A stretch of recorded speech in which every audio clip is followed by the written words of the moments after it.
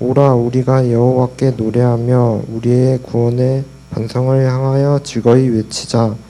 우리가 감사함으로 그 앞에 나아가며 시를 지어 즐거이 그를 노래하자. 여호와는 크신 하나님이시요 모든 신들보다 크신 왕이시기 때문이로다. 땅의 깊은 곳이 그의 손 안에 있으며 산들의 높은 곳도 그의 것이로다. 바다도 그의 것이라. 그가 만드셨고 육지도 그의 손이 지으셨도다. 오라 우리가 굽혀 경배하며 우리를 지으신 여호와 앞에 무릎을 꿇자. 그는 우리의 하나님이시오 우리는 그가 기르시는 백성이며 그의 손이 돌보시는 양이기 때문이라. 너희가 오늘 그의 음성을 듣거든 너희는 무리바에서와 같이 또 광야의 마사에서 지냈던 날과 같이 너희 마음을 완악하게 하지 말지어다.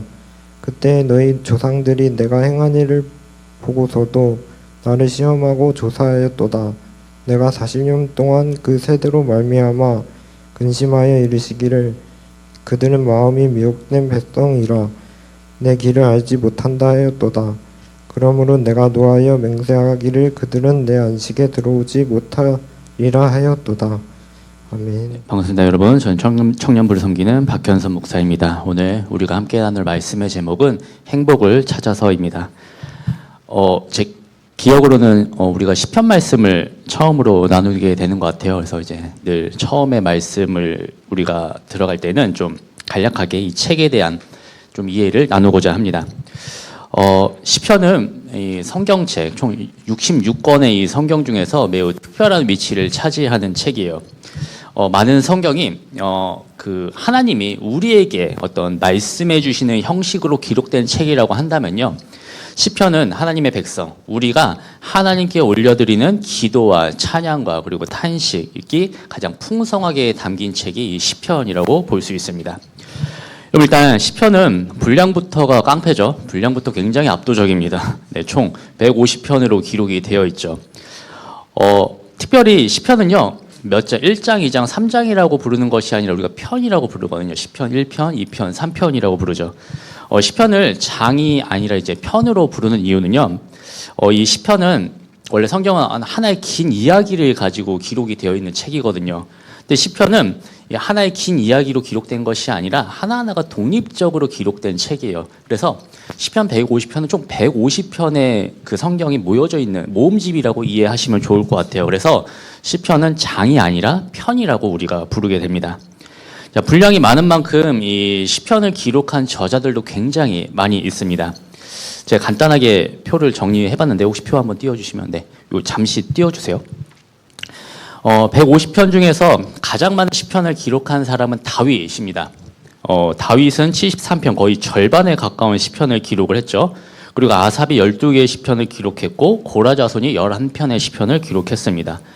솔로몬 왕이 2개의 시편을 기록함을 또 보게 되죠. 그리고 헤만과 에단, 모세가 각각 1개의 시편을 지었습니다. 그리고 나머지 49개의 시편은 누가 기록했는지 그 저자를 알 수가 없어요.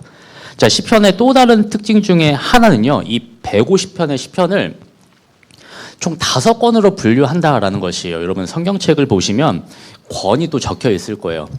그러니까 뭐 몇 편까지가 1권이고 뭐 몇 편까지가 2권이고 뭐 이런 것까지는 모르셔도 되는데 그냥 150편의 시편을 5권으로 분류한다라고 정도만 이해하시면 좋을 것 같습니다. 여기 보면은 그 모세오경과의 비교라고 되어 있죠. 그 시편의 이 5권을 보통 이제 모세오경과 비교해서 이렇게 해석하곤 해요.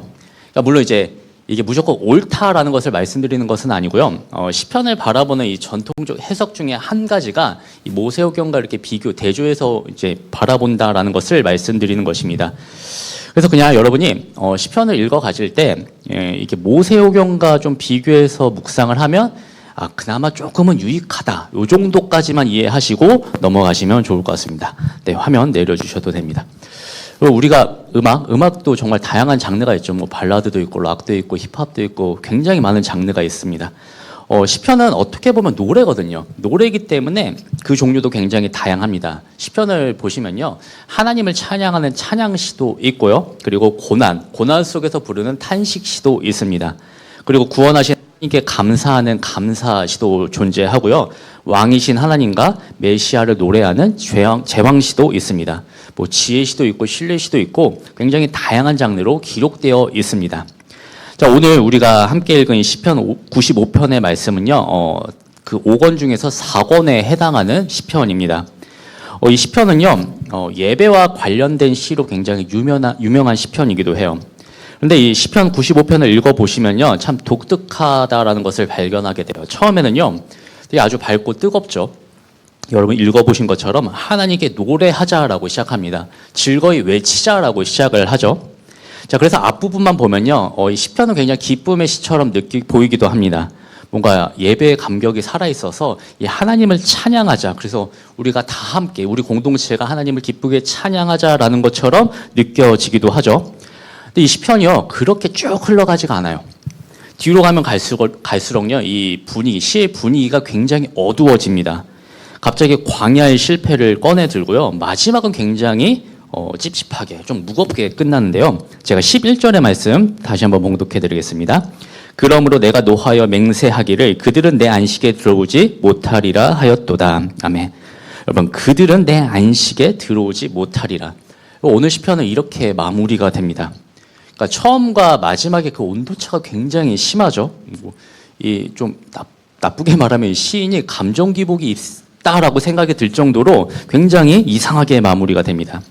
그래서 이 시편 95편을 읽으면요, 좀 묘한 감정이 드는 것 같아요. 왜냐하면 처음에 분명히 찬양하자라고 시작을 했거든요. 그런데 그 마무리가 좌절의 말씀으로 끝나기 때문입니다. 여러분, 시인은 왜 처음에는 그렇게 밝게 시작했다가 이렇게 무겁게 끝냈을까요? 기분이 좋았을 때 썼다가 갑자기 기분이 나빠져서 이렇게 마무리한 것일까요? 그러진 않겠죠. 시편은 이 시인이 이렇게 고백을 한 이유는 분명합니다. 사람은 얼마든지 입으로는 하나님을 높일 수 있기 때문이에요. 사람은 얼마든지 예배의 자리에 앉아 있을 수는 있기 때문입니다. 근데 문제는 이 마음은, 이 자리에 있더라도 우리의 마음은 분명 하나님께 닫혀 있을 수 있다라는 것이죠. 그러니까 우리가 찬양은 뜨겁게 하지만 그 마음은 굳어 있을 수 있다라는 것이에요. 그래서 오늘 말씀은요, 바로 그 지점을 건드리고 있는 것이에요. 그래서 오늘 시편은요, 예배 바깥에 있는 사람에게 주시는 말씀이 아니라요, 지금 우리처럼 오히려 이 예배 안에, 이 예배 공동체 안에 있는 사람들에게 주시는 말씀입니다. 하나님을 모르는 사람에게 주신 말씀이 아니라요, 오히려 하나님을 너무나도 잘 안다라고 말하는 사람에게 주시는 말씀이라는 것이죠. 바로 이 지점 때문에요, 지금 우리에게 이 시편은 불편한 말씀일 수도 있습니다. 하지만 오늘 말씀이 더 필요하다라는 것이죠. 자, 오늘 말씀은요, 흔히 말하는 두 가지씩이에요. 결론이 먼저 선포됩니다. 제가 1절과 2절의 말씀을 봉독해 드리겠습니다. 오라 우리가 여호와께 노래하며 우리의 구원의 반석을 향하여 즐거이 외치자. 우리가 감사함으로 그 앞에 나아가며 시를 지어 즐거이 노래하자. 아멘. 자, 시인은 지금 여호와를 노래하며 즐거이 외치자라고 고백을 하고 있죠. 그러니까 여기서 즐거이 외치자라는 표현의 원어 표현을 보면요, 그러니까 단지 그냥 조용하게 막 얌전하게 노래하는 정도를 의미하는 것이 아니에요. 그러니까 오히려 함성에 가깝습니다. 그러니까 전쟁에서 승리했을 때 그 터져 나오는 함성 있죠? 그 정도의 함성을 의미하는 것이에요. 다시 말해서 지금 시인이 말하는 찬양은요, 얌전하게 조용히 음미하면서 하는 찬양이 아니라 마음 깊은 곳에서 뿜어져 나오는 그 힘있는 외침을 의미하는 것이에요. 자, 하나님을 믿는 사람이라고 한다면은 누구나 이런 삶을 원하는 것 같아요. 그러니까 예배의 자리에서뿐만 아니라 우리의 삶의 자리에서도 하나님을 찬양하는 삶을 살고 싶죠. 하나님 때문에 기쁘고요. 하나님 때문에 감사하고요. 하나님 때문에 내가 무너져도 다시 일어서는 삶을 꿈꿉니다. 근데 문제는 우리의 현실은 그렇게 간단하지 않다라는 것이죠. 분명 우리는 방금 읽어드린 그 1절과 2절의 삶을 살기를 원해요. 하지만 실제 삶은 그게 쉽지 않다라는 것에 있죠. 그러니까 우리 교회 안에서도 막 기쁨과 감사가 가득한 사람이 많아지기를 바라지만요, 막상 우리의 현실은 그러지 못할 때가 있다라는 것이에요. 그러니까 우리의 삶의 자리가 너무나도 쉽지 않기 때문이겠죠. 삶의 자리로 가면 어떠한가요? 속상한 일이 너무 많고요. 답답한 일도 있고, 그리고 뭔가 내 힘으로는 풀 수 없을 것 같은 문제들이 너무나도 많이 존재합니다. 내 뜻대로 되지 않는 관계도 있고요. 애써 잘 풀리지 않는 현실도 많이 있죠. 뭐 너무 많잖아요. 어떤 문제는 이제 좀 정리됐다 싶으면 또 다른 문제가 생기게 되고 이런 일들이 너무나도 많이 있죠. 건강의 문제뿐만 아니라 특별히 청년 때는 미래에 대한 문제가 더 내 마음을 더욱더 짓누르기도 합니다. 그러니까 길이 뭔가 되게 많은 것 같은데 내가 어디로 가야 할지 모르는 경우가 너무나도 많이 있죠. 비교하는 건 참 쉽지만요. 내가 만족할 삶을 산다는 것이 굉장히 어렵다라는 것이요. 괜히 나는 남들보다 뒤처진 것만 같고 나는 뭔가 늦은 것 같고 내가 지금 뭔가 열심히 하고 있지만 지금 내가 하고 있는 이 수고가요. 정말 의미가 있는 수고인지 내 마음이 흔들릴 때가 너무나도 많이 있습니다. 그래서요. 청년의 때는 마음도 너무 쉽게 지치는 것 같아요. 너무나도 쉽게 지치죠. 그러니 기쁨과 감사가 내 인생을 가득 채운다라는 이 고백은요. 말처럼 쉽지만은 않은 것 같습니다. 근데 하지만 아이러니하게도요. 동시에 우리는요. 그 안 되는 것처럼 느끼지만요. 그 바람이 이루어지기를 바란다라는 것이죠. 우리는 기쁨과 감사가 넘치는 삶을 살기를 원해요. 오늘 하루라도 우리는 기뻐하기를 바라죠. 그러니까 억지로 웃는 것이 아니라요. 진짜 기쁨이 있기를 원합니다. 그러니까 무거운 마음을요. 내 안에 있던 그 무거운 마음을 잠깐 잊는 정도가 아니라요. 하나님으로 인해서 깊은 그 평안을 누리기를 원합니다. 교회 안에서만 우리가 기쁘게 찬양한 것처럼 교회 안에서만 잠깐 노래하고 찬양하는 삶으로 끝나는 것이 아니라요. 내일 월요일이라는 시간 그 삶의 자리에 가서도요. 이 하나님으로 인해서 흔들리지 않는 기쁨을 살기를 원한다라는 것이죠. 자, 시인은 우리가 그러한 삶을 살지 못하는 이유에 대해서 밝히고 있습니다. 그러니까 우리는 기쁨을 원하고 있지만요. 시인이 말하고자 하는 것은요. 우리가 기쁨을 너무나도 원하지만요. 그 기쁨의 근거를 자꾸 잘못 붙들고 있다라는 것을 지적하는 것이에요. 그래서 시인은 3절 이하를 통해서 이제 그 지점을 지적하면서 우리가 무엇을 붙들어야 하는지를 밝히고 있습니다. 제가 3절부터 5절의 말씀을 제가 봉독해 드리겠습니다. 여호와는 크신 하나님이시요 모든 신들보다 크신 왕이시기 때문이로다. 땅의 깊은 곳이 그의 손 안에 있으며 산들의 높은 것도 그의 것이로다. 바다도 그의 것이라 그가 만드셨고 육지도 그의 손이 지으셨도다. 아멘. 지금 시인은요, 우리가 하나님을 붙들어야 된다라고 고백을 하고 있죠. 그런데 우리가 하나님을 붙들어야 하는 이유가요, 여호와는 크신 하나님이시기 때문이에요. 그래서 모든 신들보다 뛰어난 크신 왕이라고 고백을 하고 있죠. 그리고 땅의 깊은 것도 그의 손 안에 있고요, 산들의 그 높은 것도 그의 것이며 바다도 그의 것이라고 고백을 하고 있습니다. 육지도 그의 손이 지으셨다라고 고백을 하고 있죠. 이것이 우리가 하나님을 붙들어야 하는 이유이면서 동시에 우리가 하나님을 찬양해야 되는 이유입니다. 자, 특별히 주목하고 싶은 표현은요, 우리 하나님이 모든 신들보다 크신 왕이라는 사실입니다. 사실 그 신이라는 표현보다는요, 가짜 신들이 더 정확한 표현이라는 생각이 들어요. 여러분, 이 시가 기록된 시점이 지금으로 따지면 거의 지금으로부터 한 3,000년 전에 기록된 시라고 보여지거든요. 구약 성경을 읽다 보시면요, 구약 성경에 언급되는 우상들이 굉장히 많이 있어요. 대표적으로 바알과 아세라 신이 있죠. 바알과 아세라 신은요, 이 당시 어떤 풍요와 번영을 상징하는 신이었어요. 그 아스다롯이라는 신도 등장을 하는데 이 신은 이제 다산을 기원하는 신이었습니다. 그모스라는 신도 있었는데요. 이 신은 어떤 전쟁이 있었을 때 고대사에는 전쟁이 많았죠. 그 전쟁에 승리를 가져다주는 신이었습니다. 여러분, 그 당시에 이런 신들이 있다라는 것이 무엇을 의미하는 것일까요? 결국 그 시대 사람들이요, 무엇을 갈망했는지를 보여주고 있는 것이에요. 여러분, 그들은요, 잘 살고 싶었습니다. 그리고 강해지고 싶었던 것이죠. 풍요와 안전을 원했습니다. 근데 문제는요, 그 갈망 자체가 아니에요. 그 갈망하는 거 당연한 것이죠. 그런데 그것을 어디서 얻으려 했냐라는 것이에요. 그들은요, 하나님보다 우상을 의지했습니다. 하나님 안에서 구해야 될 것을요, 하나님이 아닌 것에서 구했다라는 것이에요. 그래서 성경을 보시면 아시겠지만 가짜 신에게 이들은 제사를 드립니다. 그리고 자기 자식을 불 위로 지나가게 하는 행위도 하게 돼요. 심지어 그 가짜 신 앞에서요, 성적인 행위도 마다하지 않습니다. 내가 원하는 것을 얻기 위해서 이 신을 설득하고요, 그리고 내가 원하는 그 복을 얻기 위해서 신을 도구처럼 이용했다라는 것이죠. 여러분, 이것이 이 당시 고대 사회의 깊은 병이었어요. 신을 섬기는 것처럼 보이죠. 근데 신을 섬기는 것처럼 보이지만 사실은 어떤 내 욕망, 자기 욕망을 채우는 구조였다라는 것입니다. 여러분, 솔직히 생각해보면 이 구조 너무나도 익숙하지 않으신가요? 여러분, 시대는 달라졌지만요, 3,000년의 시간이 지났지만요, 지금 이 시대를 살아가는 우리의 마음도 그리 달라지지는 않은 것 같아요. 우리는 돈이 있으면 괜찮을 거라고 생각하죠. 내가 더 인정받으면, 내가 더 좋은 자리에 오르면 내 마음이 채워질 것이라고 생각합니다. 그래서 스펙이 중요하죠. 스펙을 쌓으려고 갖은 노력을 합니다. 그리고 또 어떤 사람에게는 이것이 외모일 수도 있겠고 또 좋은 커리어 그리고 어떤 영향력이 될 수도 있을 것 같습니다. 제가 이런 이야기 할 때마다 늘 말씀드리는 것이 있죠. 여러분, 돈 자체가 악한 것은 아니에요. 일과 성취가 모두 잘못되었다라는 말도 아닙니다. 여러분, 우상의 본질은요, 내 눈에 보이는 그 형상을 의미하는 것이 아니에요. 우상은 내가 하나님보다 더 의지하는 대상입니다.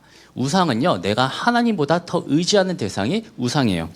내가 그것이 있어야 내가 괜찮다라고 여기고요. 그것이 나를 지켜줄 것이라고 믿는다고 한다면요. 그것이 내 마음의 우상이 될 수도 있다라는 것이죠. 여러분, 우리가요, 내 지금 처해진 그 현실이 무겁기 때문에, 그 어렵기 때문에 무너지는 것이 결코 아니에요. 하나님보다 이 현실이 더 크게 보이기 때문에 무너지는 것입니다. 그래서 지금 오늘 그 시편 기자는요, 그 모든 신들보다 크신 왕이신 하나님을 선포하는 것이에요. 땅의 깊은 곳도 하나님의 손 안에 있는 것이고요. 산의 그 높은 곳도 하나님의 것이고요. 바다와 육지도 다 하나님께 속해 있다라고 이야기를 하는 것입니다. 여러분, 이것은요, 그 세상에, 우리가 살아가는 이 세상의 그 모든 영역이요, 하나님 손 안에 있다라는 것을 의미하는 것이요. 하나님의 통치 아래 있다라는 선언이죠. 여러분, 풍요도요, 권력도요, 생명도, 자연도, 역사도 하나님 밖에 있지 않다라는 고백이에요. 다시 말해서 지금 사람들이 붙들고 있는 그 모든 거짓신들, 가짜신보다 하나님이 더 크시고요. 우리 사람들이 두려워하는 그 모든 현실보다 하나님이 더 크시고요. 사람들이 갈망하는 그 모든 법보다 하나님 자신이 크다라는 말씀입니다. 근데 우리 삶은 여전히 자꾸 흔들리죠. 중심이 흔들리죠. 눈앞의 문제가 늘 커 보입니다. 내 현실이 전부인 것처럼 느껴지죠. 그래서 자꾸 내 중심에요, 나를 이렇게 모시게 돼요. 하나님이 아니라 나를 자꾸 중심에 두게 됩니다. 그리고 상황이 위치하게 되고요. 내 중심에는 환경이 위치하게 됩니다. 그러면요, 사람은 하나님보다 문제를 더 크게 볼 수밖에 없습니다. 하나님보다 불안을 더 자주 묵상할 수밖에 없다는 것이죠. 여러분, 그 결과가 어떻게 될까요? 별일이 없는데도요, 불안해져요. 그러니까 내가 해야 할 일이 없어도요, 내 마음은 그냥 마냥 분주해집니다. 아직 일어나지 않는 일을 붙들고 계속 흔들게 되죠. 왜냐하면 사람은 자기 문제를 오래 바라볼수록요, 그 문제의 크기 안에 내가 갇히기 때문이에요. 사랑하는 청년 여러분, 그런데 우리 하나님이 모든 신들보다 뛰어나시다라는 이 고백이 회복되면요, 내 마음이 제자리로 찾아가기 시작한다라는 것입니다. 물론 계속 말씀드리는 것처럼 내가 돈을 벌지 않아도 된다라는 말이 아니에요. 일을 포기하라는 말도 아닙니다. 여러분, 오해하지 마세요. 돈 많이 버세요. 돈 많이 벌어서 뭐 깎아라도 한 번씩 사주고, 네. 모든 일이 잘 풀렸으면 좋겠습니다. 그런데 하나님이 내 삶의 중심이 되실 때 나를 살게 하는 그 힘이 세상에서 오지 않고 하나님으로부터 온다라는 사실을 우리가 다시 깨달아야 된다라는 것이죠.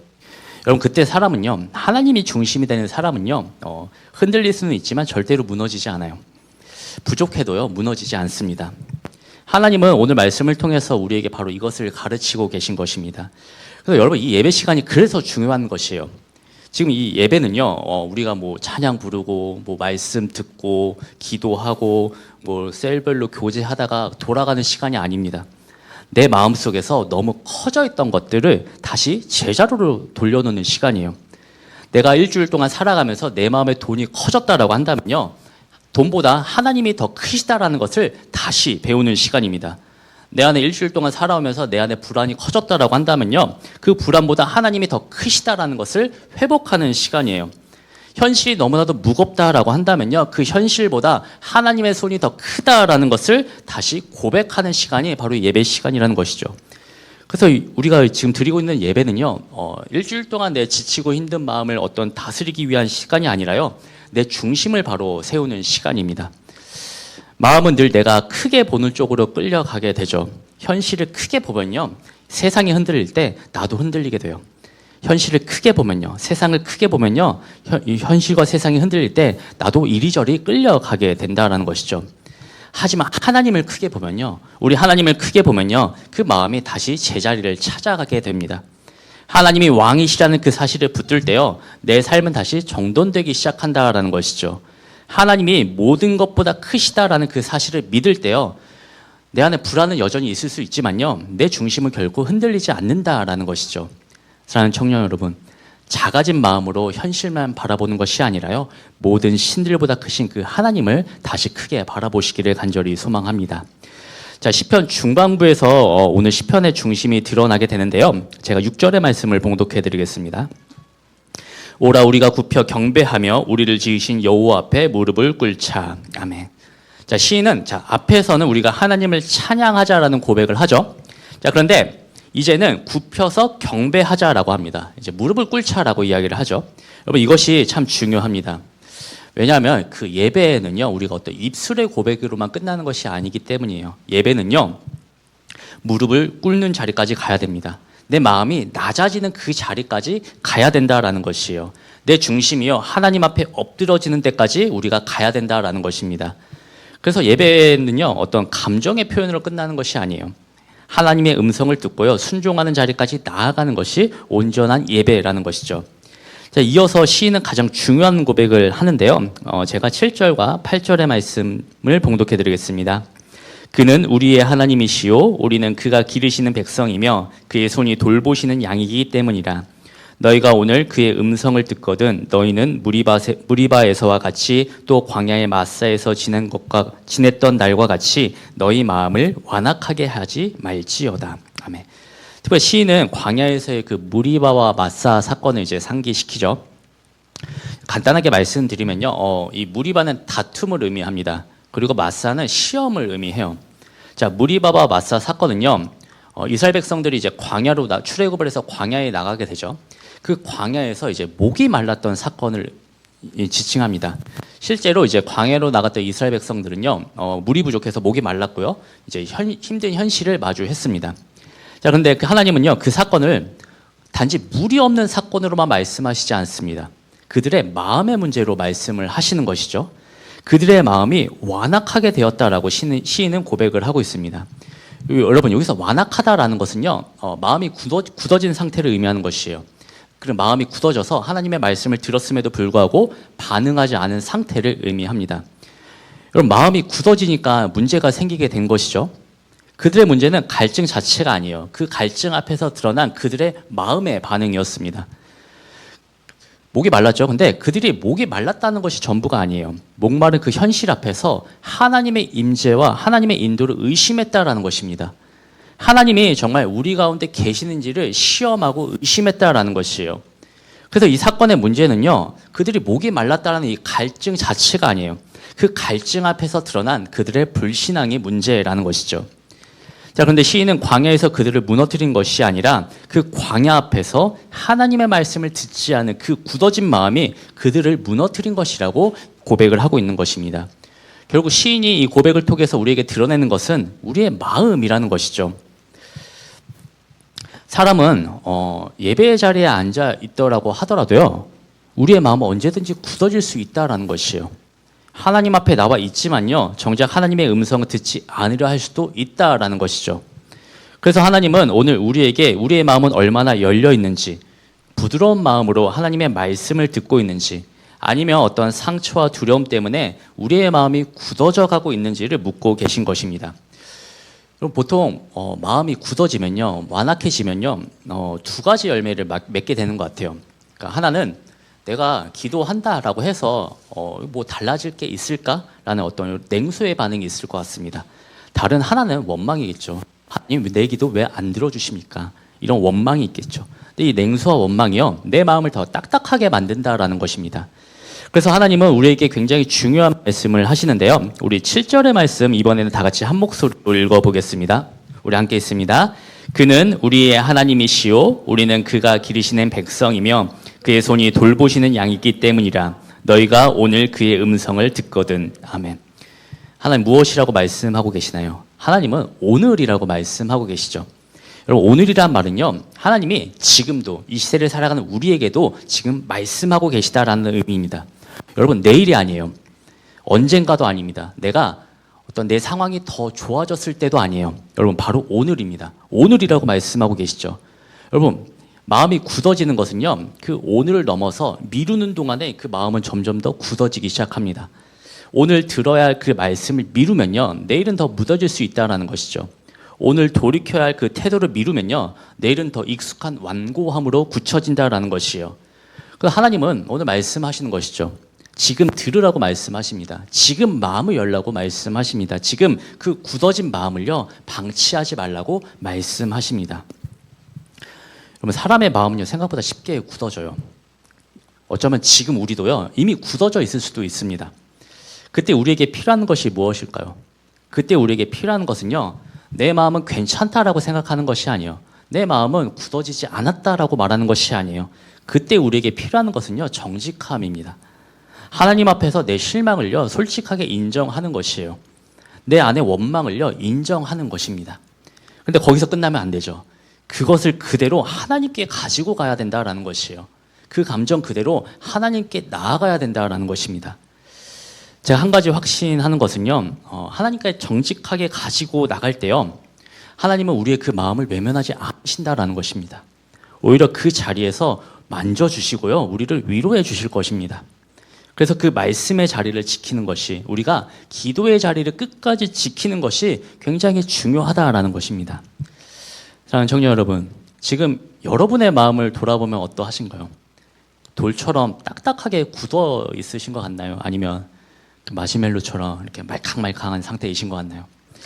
혹시 지금 여러분의 마음이 굳어져 있다라고 한다면요, 여러분 그것을 숨기지 마세요. 하나님 앞에 그대로 가지고 나아가시길 바랍니다. 실망도 가져가고요, 여러분의 지침도 가져가고요, 여러분의 원망도 가져가고요, 여러분이 가지고 있는 두려움도 가지고 가시길 바랍니다. 하나님은 여러분의 그 굳은 마음을 꾸짖기 전에요, 하나님께 그 굳은 마음을 가지고 오기를 원하십니다. 우리 하나님은 정직하게 나아오는 그 마음을 외면하지 않으십니다. 그리고 오히려 그 굳은 마음을 만져주시고요, 다시 여러분의 마음을 부드럽게 만들어 주실 것입니다. 그래서 우리 주님으로 인해서 그 부드러워진 마음을 가지고 우리 모두가 매일매일의 삶 속에서 우리 주님만을 찬양하며 살아가는 인생을 살아가시기를 간절히 소망합니다. 말씀 서두에 나눈 것처럼요, 오늘 시편의 결론은 굉장히 살벌합니다. 암울하죠. 제가 11절의 말씀 다시 한번 봉독해 드리겠습니다. 그러므로 내가 노하여 맹세하기를 그들은 내 안식에 들어오지 못하리라 하였도다. 아멘. 11절의 말씀을 보면요, 우리 하나님이 우리에게 가장 중요하게 보시는 것이 무엇인지를 발견하게 돼요. 여러분 발견하셨나요? 그것은요, 하나님의 안식 안으로 들어갔느냐 들어가지 못했느냐라는 것입니다. 우리 하나님이 가장 중요하게 보시는 것이 바로 이것이에요. 여러분, 여기서 안식이라는 것은요, 내가 단순히 쉬는 시간을 의미하는 것이 아니에요. 안식은요, 하나님 안에서 누리는 평안을 의미합니다. 하나님과 함께 걸어가는 가운데 누리는 쉼을 의미하는 것이에요. 그래서 성경이 말하는 안식은요, 어떤 그 장소보다 더 깊은 것이에요. 관계의 문제라는 것이죠. 하나님과 내가 어떤 관계에 있냐라는 그 문제가 바로 안식의 의미입니다. 여러분, 이스라엘 백성들은 끝내 안식에 들어가지 못했다라고 이야기를 하고 있죠. 이들은 왜 안식에 들어가지 못했을까요? 여러분, 하나님이 부족하셨기 때문에, 하나님이 부족한 분이었기 때문에 이들이 안식에 들어가지 못한 것일까요? 당연히 아니겠죠. 그렇다고 해서 하나님이 이들과 함께 하지 않으셨기 때문에 이들이 안식에 가지 못한 것일까요? 여러분, 그것도 아니죠. 오히려 하나님은요, 이 출애굽한 백성들을 인도하여 주셨습니다. 만나도 주셨고요, 물도 주셨고요, 구름 기둥과 불 기둥으로 이스라엘 백성들이 가야 할 길을 알려주셨어요. 하나님이 이스라엘 백성들과 함께 하셨죠. 근데 그들은요, 하나님을 신뢰하지 않았던 것이에요. 하나님이 말씀하셨는데도요, 그들이 듣지 않았다라는 것이죠. 그래서 그들은 안식에 들어가지 못했던 것입니다. 여러분, 그들이 안식에 들어가지 못한 이유는요, 광야가 너무 힘들었기 때문이 아니에요. 오늘 들려주시는 그 하나님의 음성을 반복해서 그들이 듣지 않고 거부했기 때문입니다. 여러분, 안식은 하나님 안으로 들어가는 사람에게 주어지는 하나님의 은혜입니다. 하나님의 음성을 듣고 그분을 신뢰하는 사람에게 주어지는 하나님의 은혜라는 것이죠. 여러분, 불안이 없는 사람이 아니에요. 불안 속에서도 하나님을 붙드는 사람에게 주어지는 평안이 바로 안식입니다. 그래서 안식은 우리가 현실을 떠나는 것이 아니에요. 어디 산에 들어가서 혼자 사는 그런 것이 안식이 아닙니다. 오히려 현실 속에서 버텨내는 것이요. 그런데 그냥 나 혼자 버티는 것이 아니라 하나님과 함께 머무는 것입니다. 현실을 부정하는 것이 아니라요. 현실보다 더 크신 그 하나님을 붙잡고 하나님 안에서 사는 것이 참된 안식이라는 것이죠. 사랑하는 청년 여러분, 우리가 마주하는 현실은요 결코 쉽지 않습니다. 하지만 그 흔들리는 현실 앞에서도요 현실보다 크신 우리 하나님만을 바라보시면 좋겠습니다. 그래서 오늘도 이 하나님 안에 머물면서 하나님이 우리 하나님만이 주실 수 있는 참된 안식을 누리시기를 간절히 소망합니다. 말씀을 맺겠습니다. 사랑하는 청년 여러분, 세상은요 계속해서 우리에게 다른 것을 붙들라고 말을 합니다. 하지만 우리는 그 자리에서 다른 것들을 붙드는 것이 아니라 하나님을 선택해야 된다라는 것이죠. 여러분, 제가 굉장히 길게 오늘 설교했지만요, 오늘 여러분에게 이 한 가지 진리를 전한 것이에요. 제가 오늘 설교 제목을 행복을 찾아서라고 지었는데요. 제가 이 제목을 이제 어제 막 급하게 변경한 제목이거든요. 사실 오늘 이 시편 95편의 중심은요 행복이 아니에요. 행복한 전혀 무관한 시편입니다. 오히려 오늘 시편은요 어떤 예배와 안식에 대한 시편입니다. 그럼에도 제가 설교 제목을 이렇게 지은 이유는요, 먼저는 오늘 말씀대로, 오늘 말씀이 주시는 그 메시지대로 살아가면요 우리는 행복할 것이라는 생각이 들었기 때문이었어요. 그 두 번째 이유가 더 큰데요, 저는 여러분이 행복했으면 좋겠다라는 생각이 들었어요. 여러분이 정말 행복하셨으면 좋겠습니다. 여러분이 정말 주님 안에서 행복하기를 바라는 그 마음에서 설교 제목을 이렇게 짓게 되었어요. 오늘 말씀은요 세상이 말하는 방식으로 행복을 찾으라고 말씀하고 있지 않습니다. 오히려 하나님의 음성을 듣고요 내 마음을 완악하게 하면 안 되고요 하나님 안에 머물라고 말씀하고 있습니다. 그리고 그 자리에서 참된 안식이 있고 그 안식 안에서만 누릴 수 있는 참된 행복이 있음을 우리에게 말씀하고 있는 것이에요. 여러분, 중요한 것은요 우리가 대단한 사람이 되는 것이 아닙니다. 현실이 버거울수록요 더 깊이 주님 안에 머무는 사람이 되는 것이에요. 사랑하는 청년 여러분, 참된 안식은요 하나님 안에 머무는 사람에게 주어집니다. 성경이 말하는 그 참된 행복도요 바로 그 자리에서 시작한다라는 사실을 여러분이 꼭 마음속에 새기고 돌아가시기를 바랍니다. 그러니까 여러분, 엉뚱한 데서 행복을 찾지 마세요. 이번 한 주도 어디에서든지 무엇을 하든지 하나님 곁에 머무시기를 간절히 바랍니다. 흔들려도요 괜찮습니다. 흔들려도 주님께 더 가까이 나아가셨으면 좋겠어요. 여러분이 가지고 있는 그 마음 그대로 가지고 주님께 나아갔으면 좋겠습니다. 그 기간이 1분 1초여도 괜찮아요. 생각날 때마다 주님 앞에 가지고 나갔으면 좋겠습니다. 그래서 우리 주님 안에서 참 평안을 누리고 주님 안에서 참으로 행복하게 살아가는 우리 모두가 되기를 주님의 이름으로 간절히 축원합니다.